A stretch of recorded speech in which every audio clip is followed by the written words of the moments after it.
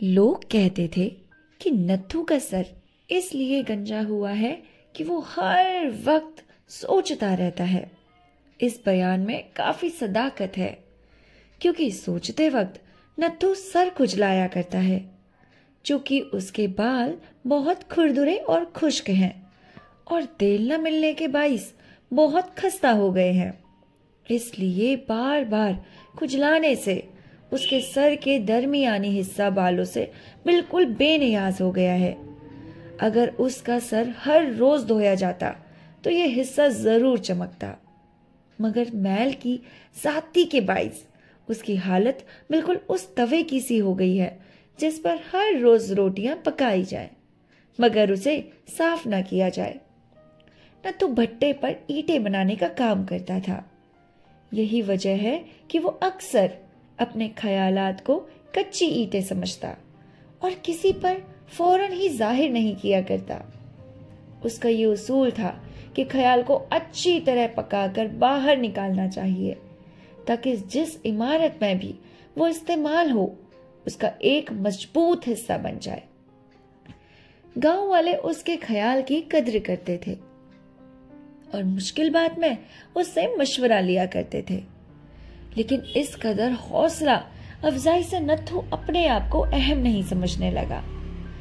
जिस तरह गांव में शंभू का काम हर वक्त लड़ते झगड़ते रहना था, इसी तरह उसका काम हर वक्त दूसरों को मशवरा देना था। वो समझता था कि हर शख्स सिर्फ एक काम के लिए पैदा होता है।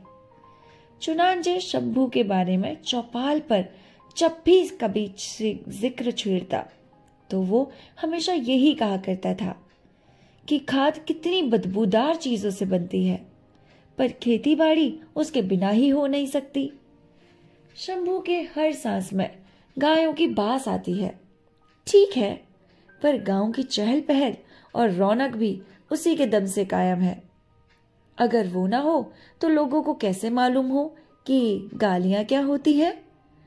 अच्छे बोल जानने के साथ साथ बुरे बोल भी मालूम होने चाहिए।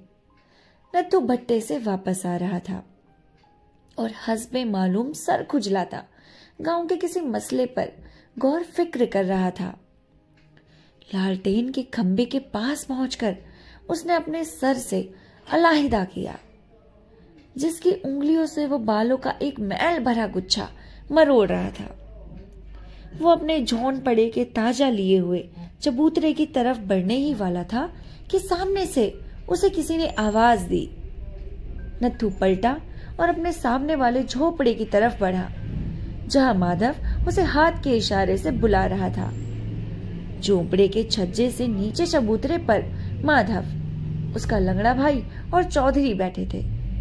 उनके अंदाजे नशस्त से मालूम होता था कि वो कोई निहायत ही अहम बात सोच रहे हैं। सबके चेहरे कच्ची ईंटों के मनिंदे पीले थे। माधव तो बहुत दिनों का बीमार दिखाई देता था। एक कोने के ताकसे के नीचे रूपा की मां बैठी हुई थी। गलीस कपड़ों में वो मैलों कपड़ों की एक गठरी दिखाई दे रही थी। नत्थू ने दूर ही से मुआमले की नजाकत महसूस की और कदम तेज करके उनके पास पहुंच गया। माधव ने इशारे से उसे अपने पास बैठने को कहा। नत्थू बैठ गया और उसका एक हाथ गैर इरादी तौर पर अपने बालों के उस गुच्छे की तरफ बढ़ गया, जिसकी जड़ें काफी हिल चुकी थी। अब वो उन लोगों की बातें सुनने के लिए बिल्कुल तैयार था। माधव उसको अपने पास बिठाकर खामोश हो गया, मगर उसके कपकपाते होंठ साफ जाहिर कर रहे थे कि वो कुछ कहना चाहता है, लेकिन फौरन नहीं कह सकता। माधव का लंगड़ा भाई भी खामोश था, बार बार अपनी कटी हुई टांग के आखिरी मुंड टुंड को गोश्त का एक बद शक्ल थोथड़ा देखता रहता और उस पर हाथ फेरता। रूपा की मां ताकचे में रखी हुई मूर्ति की मानिंद गूंगी बनी हुई थी और चौधरी अपनी मूछों को ताऊ देना भूलकर जमीन पर लकीरें बना रहा था। नत्थू ने खुद ही बात शुरू की। तो माधव बोला, नथु, बात यह है कि मैं तुम्हें क्या बताऊं कि बात क्या है। मैं कुछ कहने के काबिल न रहा। चौधरी, तुम ही जी कड़ा करके सारा किस्सा सुना दो। नत्थू ने गर्दन उठाकर चौधरी की तरफ देखा, मगर वो कुछ ना बोला और जमीन पर लकीरें बनाता रहा। दोपहर की उदास फिजा बिल्कुल खामोश थी। अलबत्ता कभी कभी चीलों की चीखें सुनाई देती थी और झोंपड़ों के दाहिने हाथ घूरे पर जो मुर्ग कूड़े का कुरेद कर रहा था, कभी कभी किसी मुर्गी को देखकर बोल उठता था। चंद लम्हात तक झोपड़े के छज्जे के नीचे सब खामोश रहे और नत्थू मुआमले की नजाकत अच्छी तरह समझ गया। रूपा की मां ने रूनी आवाज में कहा, मेरे फुटे भाग, उसको तो जो कच्चा जड़ना था उजड़ी, मुझे भागन की सारी दुनिया बर्बाद हो गई। अब क्या नहीं हो सकता। माधव ने कंधे हिला दिए और नत्थू के मुताबिक होकर कहा, क्या हो सकता है भाई, मैं ये कलंक का टीका अपने माथे पर नहीं लगाना चाहता। मैंने जब अपने लालू की बात रूपा से पक्का की थी तो किसे ये मालूम नहीं था। अब तुम लोग खुद ही विचार करो कि सब कुछ जानते हुए मैं अपने बेटे का ब्याह रूपा से कैसे कर सकता हूं। ये सुनकर नत्थू की गर्दन उठी। वो शायद ये पूछना चाहता था कि लालू का ब्याह हो गया, कि रूपा लालू के काबिल नहीं रही। वो रूपा और लालू को अच्छी तरह जानता था और सच पूछो तो गांव में हर शख्स एक दूसरे को अच्छी तरह जानता है। वो कौन सी बात थी जो उसे इन दोनों के बारे में मालूम ना थी। रूपा उसके सामने, उसके आंखों के सामने फली फूली बूढ़ी और जवान हुई थी।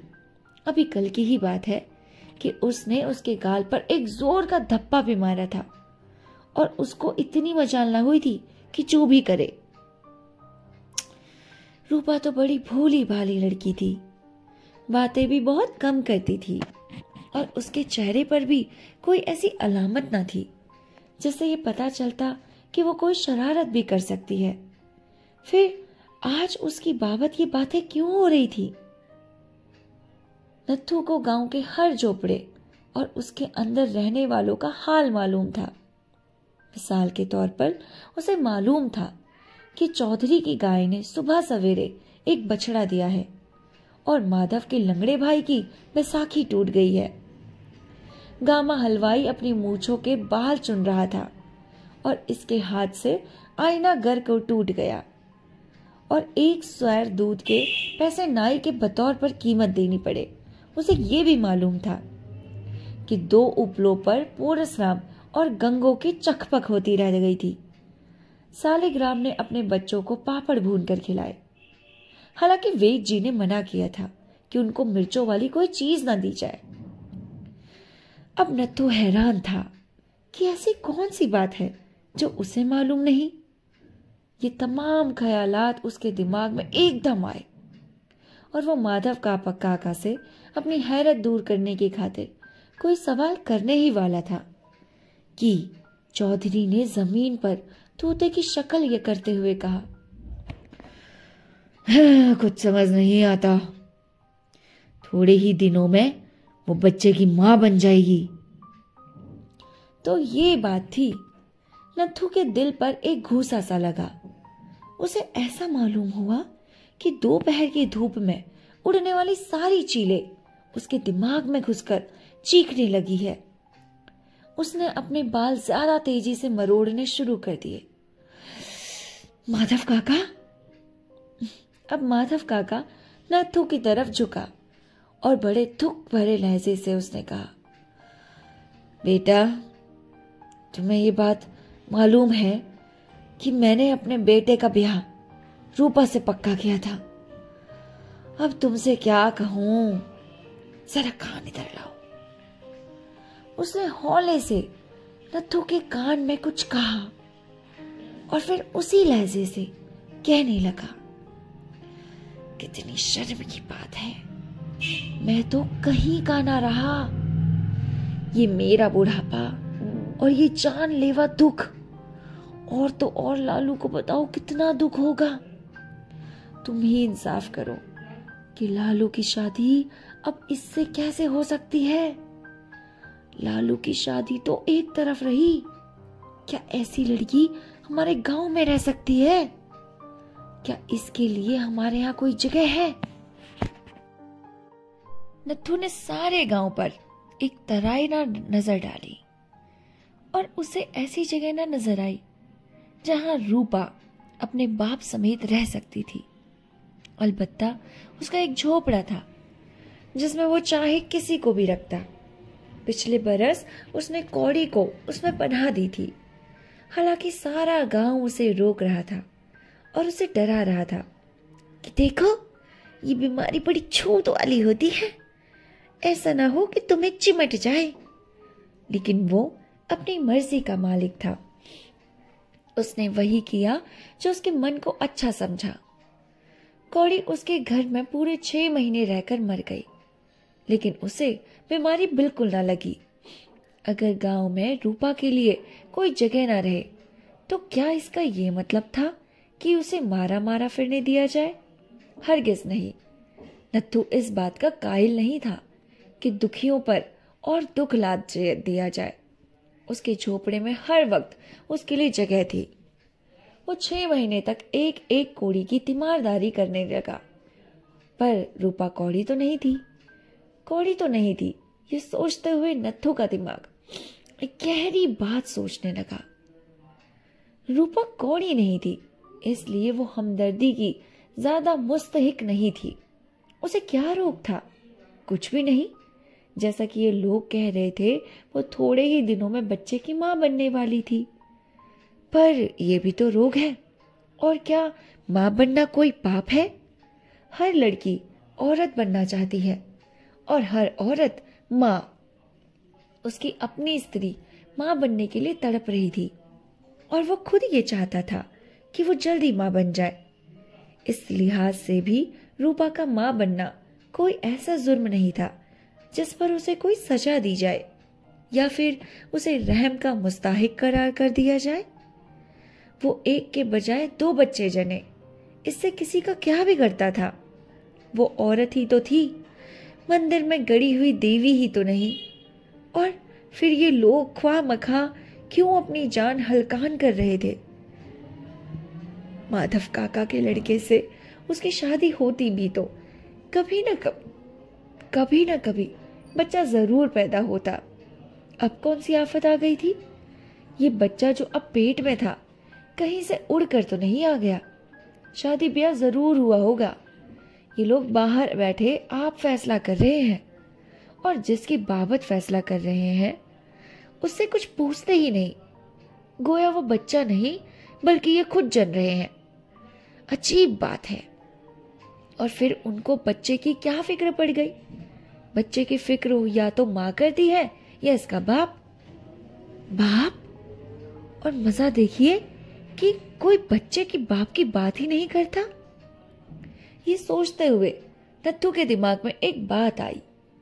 उसने माधव से कहा, जो कुछ तुमने कहा उससे मुझे बड़ा दुख हुआ, पर अब तुमने ये कैसे कह दिया कि रूपा के लिए यहाँ कोई जगह नहीं? हम सब अपने अपने झोंपड़ों को ताले लगा दें तो भी उसके लिए एक दरवाजा खुला रहता है। चौधरी ने जमीन पर तोते की आंख बनाते हुए कहा। तौबा का? नत्थू ने जवाब दिया, उनके लिए जो पापी हो। रूपा ने कोई पाप नहीं किया, वो निर्दोष है। चौधरी ने हैरत से माधव काका की तरफ देखा और कहा, अरे इसने पूरी बात नहीं सुनी। माधव का लंगड़ा भाई अपनी कटी हुई टांग पर हाथ फेरता था। नत्थू रूपा की मां से मुखातब हुआ। अभी सुन लेता हूं, रूपा कहाँ है? रूपा की मां ने अपनी खुरदुरी उंगलियों से आंसू पोंछे और कहा, अंदर बैठी अपनी नसीबों को रो रही है। ये सुनकर नत्थू ने अपना सर एक बार जोर से खुजलाया और उठकर कमरे के अंदर चला गया। रूपा अंधेरी कोठरी के एक कोने में सर झुकाए बैठी थी। उसके बाल बिखरे हुए थे। मैले कुचैले कपड़ों में अंधेरे के अंदर वो गीली मिट्टी का ढेर सा दिखाई दे रही थी। जो बातें बाहर हो रही थी उसका एक लफ्ज उसने सुना था। हालांकि उसके कान से अपने दिल की बातें सुनने में लगे हुए थे, जो किसी तरह खत्म ही ना होती थी। नत्थू अंदर आने के लिए उठा तो वो दौड़कर सामने की खटिया पर जा पड़ी और गुदड़ी में अपना सर मुंह में छुपा लिया। नत्थू ने जब देखा कि रूपा छुप गई है तो उसे बड़ी हैरत हुई। उसने पूछा, अरे मुझसे क्यों छुपती हो? रूपा रोने लगी और अपने आप को कपड़े में और लपेट लिया। बगैर आवाज के रोने लगी, मगर नत्थू को ऐसा महसूस हो रहा था कि रूपा के आंसू उसके तपे हुए दिल पर गिर रहे हैं। उसने गुदड़ी के उस हिस्से पर हाथ फेरा जिसके नीचे रूपा का सर था और कहा, तुम मुझसे क्यों छुपती हो? रूपा ने सिसकियों में जवाब दिया, रूपा नहीं छुपती नत्थू, वो अपने पाप को छुपा रही है। नत्थू उसके पास बैठ गया और कहने लगा, कैसा पाप? तुमने कोई पाप नहीं किया, और अगर किया भी हो तो उसे छुपाना चाहिए। ये तो खुद एक पाप है। मैं तुमसे सिर्फ एक बात पूछने आया हूं। तुम मुझे ये बता दो, किसने तुम्हारी सदा हंसती आंखों में ये आंसू भर दिए? किसने इस बाली उम्र में तुम्हें पाप और पुण्य के झगड़े में फंसा दिया? मैं क्या कहूं? रूपा ये कहकर गुदड़ी में और सिमट गई। नत्थू बोलता था और रूपा को ऐसा महसूस होता था कि कोई उसे इकट्ठा कर रहा है, उसे सुकेड़ रहा है। नत्थू ने बड़ी मुश्किल से रूपा के मुंह से कपड़ा हटाया, उसको उठाकर बिठा दिया। रूपा ने दोनों हाथों में अपने मुंह को छुपा लिया और जोर जोर से रोना शुरू कर दिया। इससे नत्थू को बहुत दुख हुआ। एक तो पहले उसे ये चीज सता रही थी कि सारी बात उसके जहन में मुकम्मल तौर पर नहीं आती, और दूसरे रूपा उसके सामने रो रही थी। अगर उसे सारी बातें मालूम होती तो वो उसके ये आंसू रोकने की कोशिश कर सकता, जो मैली गुदड़ी में जब्स हो रहे थे।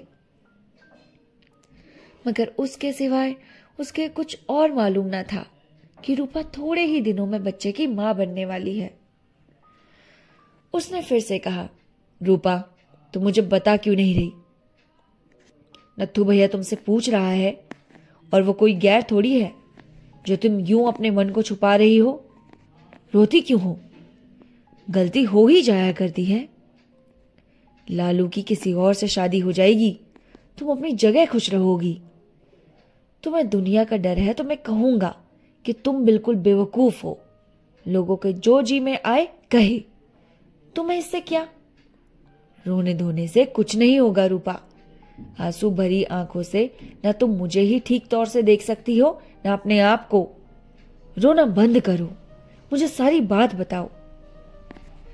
रूपा की समझ में ना आता था कि वो उससे क्या कहे। वो दिल में सोचती थी कि अब ऐसी कौन सी बात रह गई है जो दुनिया को मालूम नहीं। यही सोचते हुए उसने नत्थू से कहा, नत्थू भैया मुझसे ज्यादा तो दूसरों को मालूम है। मैं तो सिर्फ इतना जानती हूं कि जो कुछ मैं सोचती थी एक सपना था।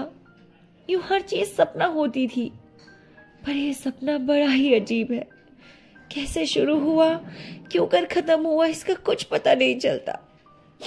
बस ऐसा मालूम होता है वो तमाम दिन जो मैंने कभी खुशी से गुजारती थी, आंखों में आंसू बनना शुरू हो गए हैं। मैं घड़ा लेकर उछलती कूदती गाती कुएं पर पानी भरने गई। पानी भरकर जब वापस आने लगी तो ठोकर लगी और घड़ा चकनाचूर हो गया। मुझे बड़ा दुख हुआ। मैंने चाहा कि इस टूटे हुए घड़े के टुकड़े उठाकर झोली में भर लूं, पर लोगों ने शोर मचाना शुरू कर दिया। नुकसान मेरा हुआ। चाहिए तो ये था कि मुझसे वो हमदर्दी करते, पर उन्होंने उल्टा मुझे ही डांटना शुरू कर दिया। गोया घड़ा उनका था, तोड़ने वाली मैं थी, और इस रोड़े का कोई कसूर ही ना था जो रास्ते में पड़ा था और जिससे दूसरे भी ठोकर खा सकते थे। तुम मुझसे कुछ ना पूछो, मुझे कुछ याद ना रहा। नत्थू की उंगलियां ज्यादा तेजी से बालों का गुच्छा मरोड़ने लगी। उसने बड़े इस्तेराब से कहा, मैं पूछता हूं वो कौन है? कौन? वही वही। रूपा इससे आगे कुछ ना कह सकी। रूपा के सीने से एक बेइख्तियार आह निकल गई। वो पहले जितना नजदीक था अब उतना ही दूर है। मैं उसका नाम पूछता हूं, और जानती हो मैं तुमसे उसका नाम क्यों पूछ रहा हूं? इसलिए कि वो तुम्हारा पति है और तुम उसकी पत्नी हो। तुम उसकी हो और वो तुम्हारा। नत्थू इससे आगे कुछ कहने ही वाला था कि रूपा ने दीवानावार उसके मुंह पर हाथ रख दिया और फटे हुए लहजे में कहा, होले होले बोलो नत्थू, होले होले। कहीं वो जो मेरे हृदय में नया जीव है ना सुन ले कि उसकी मां पापन है। नत्थू इसी के डर के मारे मैं तो ज्यादा सोचती नहीं, ज्यादा गम नहीं करती उसको कुछ मालूम ना हो, पर बैठे बैठे कभी मेरे मन में आता है कि डूब मरूं, अपना गला घूट लूं या फिर जहर खा के मर जाऊं। नत्थू ने उठकर टहलना शुरू किया। वो सोच रहा था। 1-2 सेकंड गौर करने के बाद उसे समझ ही नहीं आया कि क्या कहे, पर फिर भी उसने कहा, कभी नहीं, मैं तुम्हें कभी मरने ना दूंगा। तुम क्यों मरो? यूं तो मौत से छुटकारा नहीं, सबको एक दिन मरना है, पर इसीलिए तो जीना भी जरूरी है। मैं कुछ पढ़ा नहीं, मैं कोई पंडित नहीं, पर जो मैंने कुछ पढ़ा है ठीक है, तो मुझे उसका नाम बता दो। मैं तुम्हें उसके पास ले चलूंगा और उसे मजबूर करूंगा कि वो तुम्हारे साथ ब्याह कर ले और तुम्हें अपने पास रखे। वही तुम्हारा पति है। नत्थू फिर रूपा के पास बैठ गया और कहने लगा, लाओ मेरे कान में कह दो, कौन है वो? रूपा, क्या तुम्हें मुझ पर एतबार नहीं? क्या तुम्हें यकीन नहीं आता कि मैं तुम्हारे लिए कुछ कर सकूंगा? तुम मेरे लिए सब कुछ कर सकते हो नत्थू, पर जिस आदमी के पास तुम मुझे ले जाना चाहते हो, क्या वो भी कुछ करेगा? वो तो मुझे भूल चुका होगा। अरे, तुम्हें देखते ही उसे सब याद आ जाएगा। बाकी चीजों की याद उसे मैं दिला दूंगा। तुम मुझे उसका नाम बताओ। ये ठीक है कि स्त्री अपने पति का नाम नहीं लेती, पर ऐसे मौके पर तुम्हें कोई लाज ना आनी चाहिए। रूपा खामोश रही। इस पर नत्थू और ज्यादा मुस्तरिब हो गया। मैं तुम्हें एक सीधी सादी बात समझता हूं और तुम समझती ही नहीं। पगली, जो तुम्हारे बच्चे का बाप है वही तुम्हारा पति है। अब मैं तुम्हें कैसे समझाऊं? तुम तो बस आंसू बहाए जाती हो, कुछ सुनते ही नहीं। मैं पूछता हूं, उसका नाम बताने के हर्ज में है ही क्या? लो, तुमने फिर रोना शुरू कर दिया। अच्छा भाई, मैं ज्यादा बातें नहीं करता। तुम ये बता दो कि वो कौन है। तुम मान लो, मैं उसका कान पकड़कर सीधे रास्ते पर ले आऊंगा। रूपा ने सिसकियों में कहा, तुम बार बार पति ना कहो नत्थू। मेरी जवानी, मेरी आशा, मेरी दुनिया कभी की विधवा हो चुकी है। तुम मेरी मांग में सिंदूर भरना चाहते हो और मैं चाहती हूं कि सारे बाल ही नोच डालूं। नत्थू, अब कुछ नहीं हो सकेगा। मेरी झोली के बेर जमीन पर गिर गए हैं, सब के सब मोरी में जा पड़े हैं। अब उन्हें बाहर निकालने से क्या फायदा? उसका नाम जानकर तुम क्या कर लोगे? लोग तो मेरा नाम भूल जाना चाहते हैं। नत्थू तंग आ गया और तेज लहजे में कहने लगा, तुम बेवकूफ हो। मैं तुमसे कुछ नहीं पूछूंगा। वो उठकर जाने लगा तो रूपा ने हाथ के इशारे से उसे रोका। ऐसा करते हुए उसका रंग जर्द पड़ गया था। नत्थू ने उसकी गीली आंखों की तरफ देखा। बोलो। नत्थू भैया, मुझे मारो, खूब पीटो, शायद इस तरह मैं उसका नाम बता दूं। तुम्हें याद होगा, एक बार मैंने बचपन के मंदिर में एक पेड़ से कच्चे आम तोड़े थे और तुमने एक ही चाटा मारकर मुझसे सच्ची बात कहलवाई। आओ मुझे मारो, ये चोर जिसे मैंने अपने मन में पनाह दे रखी है बगैर मार के बाहर नहीं निकलेगा। नत्थू खामोश रहा। एक लहजे के लिए उसने कुछ सोचा, फिर एकाएकी उसने रूपा के पीले गाल पर जोर से थप्पड़ मारा कि छत के चंद सूखे और गर्द से अटे तिमके धमक के मारे नीचे आ गए। नत्थू की सख्त उंगलियों ने रूपा के गाल पर कई नहरें खोद दी। नत्थू ने गरज कर पूछा, बताओ वो कौन है?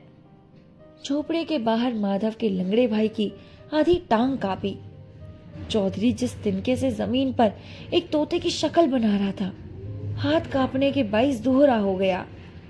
माधव काका ने कुलंग की तरह अपनी गर्दन ऊंची ककरे झोपड़े के अंदर देखा। अंदर से नत्थू के खई मालूद आवाज आ रही थी, मगर ये पता नहीं चलता कि वो क्या कह रहा है। आंखों ही आंखों में माधव काका, चौधरी और लंगड़े केशव ने आपस में कई बातें की। आखिर में माधव काके का भाई बैसाखी टेक कर उठा। झोपड़े में जाने ही वाला था कि नत्थू बाहर निकला। केशव एक तरफ हट गया। नत्थू ने पलटकर अपने पीछे देखा और कहा, आओ रूपा। फिर उसने रूपा की मां से कहा, मां तुम चिंता ना करो, सब ठीक हो जाएगा, शाम तक लौट आएंगे। किसी ने नत्थू से यह ना पूछा कि वो रूपा को लेकर किधर जा रहा था। माधव काका कुछ पूछने ही वाला था कि नत्थू और रूपा दोनों चबूतरे पर से उतरकर मोरी के पार जा चुके थे।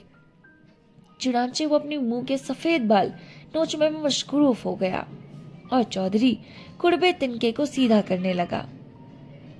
भट्टे के मालिक लाला गणेश दास का लड़का सतीश, जिसे भट्टे के मजदूर छोटे लाला जी कहा करते थे, अपने कमरे में अकेला चाय पी रहा था।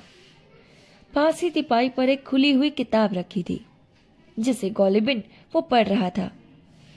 किताब से जिल्द की तरह उसका चेहरा भी जज्बात से खाली था।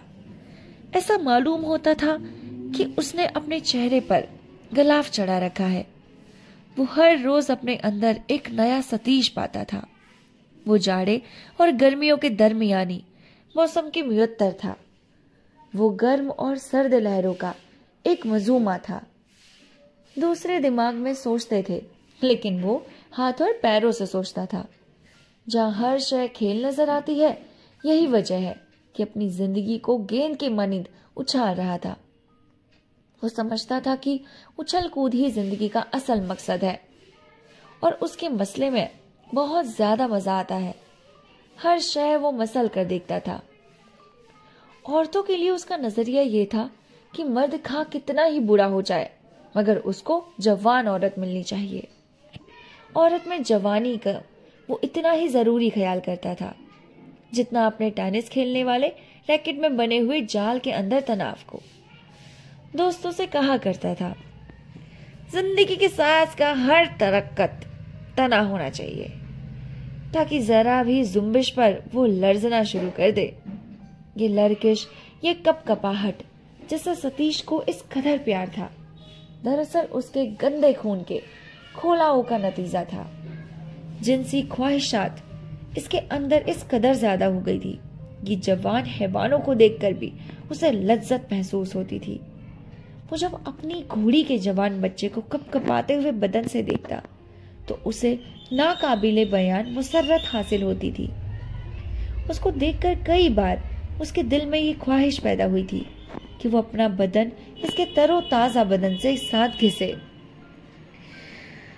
सतीश चाय पी रहा था और दिल ही दिल में चायदानी की तारीफ कर रहा था, जो बेदाग सफेद चीनी की बनी हुई थी। सतीश को दाग पसंद नहीं थे। वो हर चाय में हमवारी पसंद करता था। साफ बदन औरतों को देखकर वो अक्सर कहा करता, मेरी निगाही उस औरत पर घंटे तैरती रही, किस कदर हमवार थी। ऐसा मालूम होता था कि शफाक पानी की छोटी सी झील है। ये कमरा जिसमें उस वक्त सतीश बैठा हुआ था खास तौर पर उसके लिए बनवाया गया था। कमरे के सामने टेनिस कोर्ट था। आज उसके अपने दोस्तों से उसने कह दिया कि वो टेनिस खेलने नहीं आएगा, क्योंकि आज उसे एक दिलचस्प खेल खेलना था। भंगी की नौजवान लड़की जिसके मुअत्तलिक उसने एक रोज अपने दोस्त से कहा था, तुम उसे देखो, सच कहता हूं तुम्हारी निगाहें उसके चेहरे पर फिसल जाएंगी। मेरी निगाहें उसको देखने के पहले इसके खुरदुरे बालों को था लेती है ताकि फिसल ना जाए। आज एक मुद्दत के बाद टेनिस कोर्ट में खुफिया मुलाकात करने के लिए आ रही थी। वो चाय पी रहा था। उसको ऐसा मालूम होता था कि चाय में उस जवान लड़की के सांवले रंग को अक्स पड़ रहा है। उसके आने का वक्त हो गया था। बाहर सूखे पत्ते खड़के को सतीश की प्याली में से चाय का आखिरी घूंट पिया और उसकी आमद का इंतजार करने लगा। एक लंबा सा साया टेनिस कोर्ट के झाड़ू दिए हुए सीने पर मुहर तरिक हुआ और लड़की की बजाय नत्थू नुमुमदार हुआ। सतीश ने गौर से उसकी तरफ देखा कि आने वाला भट्टे का एक मजदूर है। नत्थू अपने बालों का एक गुच्छा उंगलियों से मरोड़ रहा था और टेनिस कोर्ट की तरफ बढ़ रहा था। सतीश की कुर्सी बरामदे में बिछी थी। पास पहुंचकर नत्थू खड़ा हो गया और सतीश की तरफ यूं देखने लगा गोया छोटे लाला जी को उसकी आमद की गरज व गायत अच्छी तरह मालूम है। सतीश ने पूछा, क्या है? नत्थू ने खामोशी से बरामदे की सीढ़ियों पर बैठकर कहा, छोटे लाला जी, मैं उसे लेकर आया हूं। आप उसे अपने पास रख लीजिए। गांव वाले बहुत तंग कर रहे हैं। सतीश हैरान हो गया। उसकी समझ में ना आया कि नत्थू क्या कह रहा है। उसने पूछा, किसे किसे तंग कर रहे हैं? आप रूपा को, आपकी पत्नी को? मेरी पत्नी? सतीश चकरा गया। मेरी पत्नी? तेरा दिमाग तो नहीं बहक गया? क्या बक रहा है? ये कहते ही उसके अंदर, बहुत अंदर रूपा का ख्याल पैदा हुआ और उसे याद आया कि पिछले सावन में वो एक मोटी मोटी आंखों और गदराए हुए जिस्म वाली लड़की से कुछ दिनों खेला था। वो दूध लेकर शहर में जाया करती थी।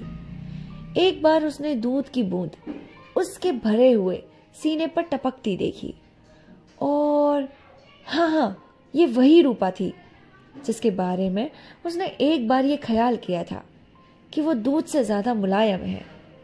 उसको हैरत भी होती थी कि ये ईंट बनाने वाले ऐसे नरम और नाजुक लड़कियां कैसे पैदा कर लेते हैं।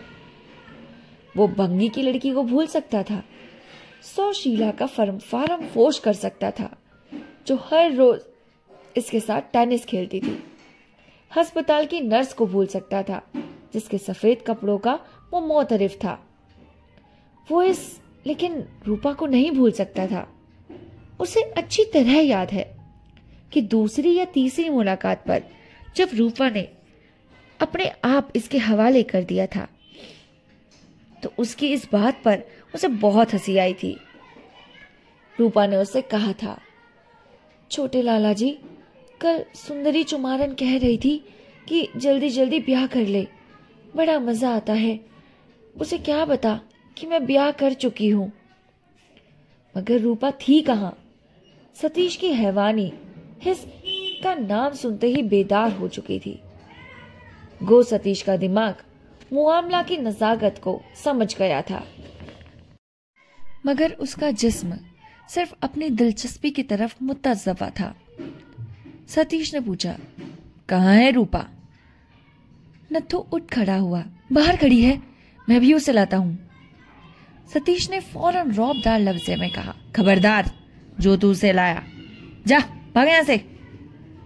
पर छोटे लाल जी, वो आपकी पत्नी हो चुकी है, बच्चे की मां बनने वाली है और बच्चा आपका ही तो होगा, आपका ही तो है। नत्थू ने तुतलाते हुए कहा। तो रूपा हामिला हो चुकी थी। सतीश को कुदरत की ये सितम शरीफी सख्त नापसंद थी। उसकी समझ में नहीं आता था कि औरत और मर्द के ताल्लुकात के साथ साथ ये हमला का सिलसिला क्यों छोड़ दिया जाता है? मर्द जब किसी औरत की खास खूबी का मोतरफ होता है तो उसकी सजा बच्चे की शक्ल में क्यों तरफैन को भुगतनी पड़ती है? रूपा बच्चे के बगैर कितनी अच्छी थी और वो खुद उस बच्चे के बगैर कितने अच्छे तौर पर तरीके से रूपा के साथ तल्लुकात रखता था। इस सिलसिले आदि तौलीदमय की वजह से कई बार उसके दिल में ये ख्याल पैदा हुआ कि औरत एक बेकार शय है, यानी उसको हाथ लगाओ और ये बच्चा पैदा हो जाता है। ये भी कोई बात है? अब उसकी समझ में नहीं आता था कि वो इस बच्चे का क्या करे जो पैदा हो रहा था। थोड़ी देर गौर करके उसने नत्थू को अपने पास बिठाया और बड़े आराम से कहा, तुम रूपा के क्या लगते हो? खैर छोड़ो इस किस्से को। देखो, ये बच्चे की बात मुझे पसंद नहीं। मुफ्त में हम दोनों बदनाम हो जाएंगे। तुम ऐसा करो, रूपा को यहाँ छोड़ जाओ। मैं उसे आज ही किसी ऐसी जगह भिजवा दूंगा जहां ये बच्चा जाए कर दिया जाए, और रूपा को मैं कुछ रुपए दे दूंगा। वो खुश हो जाएगी, तुम्हारा इनाम भी मिल जाएगा। ठहरो। ये कहकर सतीश ने अपने जेब से बटवा निकाला। 10 रुपए का नोट नत्थू के हाथ में देकर कहा, ये रहा तुम्हारा इनाम, जाओ ऐश करो। नत्थू चुपके से उठा, 10 रुपए का नोट उसके अच्छी तरह मुट्ठी में दबा लिए और वहां से चल दिया। सतीश ने इम्तिमान की सांस ली और चलो छुट्टी हुई कहा। अब वो भंगी की लड़की की बाबत सोचने लगा कि अगर उसे भी, मगर ये क्या, नत्थू रूपा के साथ वापस आ रहा था। रूपा की नजरें झुकी हुई थी और वो यूं चल रही थी जैसे उसे बहुत तकलीफ हो रही हो। सतीश ने सोचा, ये बच्चा पैदा करना भी एक अच्छी खासी मुसीबत मालूम होती है। नत्थू और रूपा दोनों बरामदे की सीढ़ियों के पास खड़े हो गए। सतीश ने रूपा की तरफ देखे बगैर कहा, देखो रूपा, मैंने उस सबको ठीक से समझा दिया है, तुम फिक्र ना करो, सब ठीक हो जाएगा, समझी? क्यों भाई, तुमने सब कुछ बता दिया ना? नत्थू ने 10 रुपए का नोट खामोशी से सतीश की तरफ बढ़ाया और कहा, छोटे लाला जी, कागज के इस टुकड़े से आप मुझे खरीदना चाहते हैं। मैं तो एक बहुत बड़ा सौदा करने आया था। सतीश ने समझा कि नत्थू शायद उस रुपए से ज्यादा मांगता है। कितने चाहिए तुम्हें? मेरे पास इस वक्त 50 है, लेना हो तो ले जाओ। नत्थू ने रूपा की तरफ देखा। रूपा की आंखों से आंसू निकलकर सीमेंट की लिपी हुई सीढ़ियों पर टपक रहे थे। उसके दिल पर ये कतरे पिघले हुए शीशे की तरह गिर रहे थे। सतीश की तरफ उसने मुड़कर कहा, छोटे लाल जी, ये आपकी पत्नी है, आप इसके बच्चे के बाप हैं, जैसे बड़े लाला जी आपके पिता हैं। रूपा के लिए कोई और जगह नहीं है, वो आपके पास रहेगी और आप उसे पत्नी बना कर रखेंगे। सब गांव वाले उसे धुतकार रहे हैं, किस लिए? इसलिए कि वो आपका बच्चा अपने पेट में लिए फिरती है। आपको थामना पड़ेगा इस लड़की का हाथ जिसने आपको अपना सब कुछ दे दिया। आपका दिल पत्थर का नहीं है छोटे लाल जी, और इस छोकरी का दिल भी पत्थर नहीं है। आपने इसको सहारा ना दिया तो कौन देगा? ये आती नहीं थी, रो रो के अपनी जान हलकान कर रही थी। मैंने इसे समझाया और कहा कि पगली तू क्यों रोती है? तेरा पति जीता है, चल मैं उसे तेरे पास ले चलूं। सतीश को पति पत्नी का मतलब ही समझ में नहीं आता। देखो भाई, ज्यादा बकवास ना करो। तुम यूं डरा धमका कर मुझसे ज्यादा रुपया वसूल नहीं कर सकते। मैं 100 रुपया देने पर राजी हूं, मगर शर्त यह है कि बच्चा जाए कर दिया जाए। और तुम जो मुझसे कहते हो कि मैंने इसे अपने घर में बसा लूं, तो ये नामुमकिन है। मैं इसका पति ख्वाब में भी नहीं बनता, नहीं ये मेरी पत्नी बनती है, समझे? 100 रुपए लेना हो तो कल आके यहां से ले जाना।